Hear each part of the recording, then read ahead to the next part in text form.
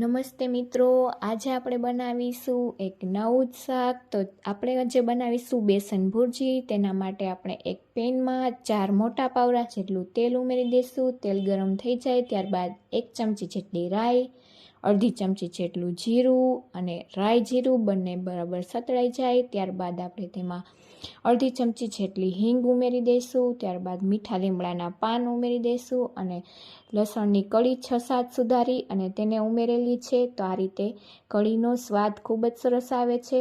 તો ત્યારબાદ આપણે આદુ મરચાંની પેસ્ટ અને 3 નંગ ડુંગળી તેને પણ આ ઝીણી સમારેલી છે તેને સુધારી અને તેને પણ મિક્સ કરી અને આપણે તેને ચલાવી લેશું. ત્યારબાદ 1 ચમચી બેસન ઉમેરી તેનો કાચો ટેસ્ટ જાય ત્યાં સુધી તેને સાતળી. ત્યારબાદ 2 ટમેટાં ઉમેરી દઈશું અને તેને પણ થોડા ટ્રાન્સપરન્ટ થાય ત્યારબાદ મસાલા માટે અડધી ચમચી હળદર, 1 ચમચી જેટલો ધાણા જીરું પાવડર, અડધી ચમચી ગરમ મસાલો, 1 ચમચી તીખું લાલ મરચું પાવડર, 1 ચમચી કાશ્મીરી લાલ મરચું પાવડર અને ટેસ્ટ મુજબ મીઠું ઉમેરી દઈશું અને બધું જ સરસ રીતે ચલાવી અને મિક્સ કરી લેશું.